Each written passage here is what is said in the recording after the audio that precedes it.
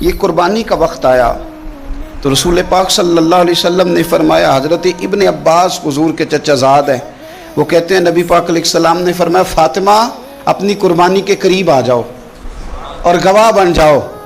فرمایا اس کے خون کا قطرہ زمین پہ بعد میں گرتا ہے، اللہ قربانی کرنے والے کے سارے گناہ پہلے معاف فرما دیتا ہے۔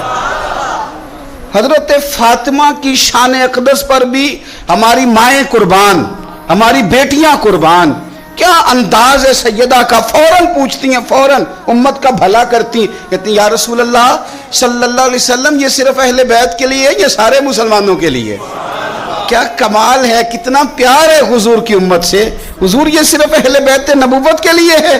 نبی پاک نے فرمایا نہیں فاطمہ یہ ساری امت کے لیے فضیلت ہے کہ قربانی کرنے والے کے جانور کا خون کا قطرہ بعد میں زمین پہ گرتا ہے، اللہ سارے گناہوں کو پہلے معاف کر دیتا ہے۔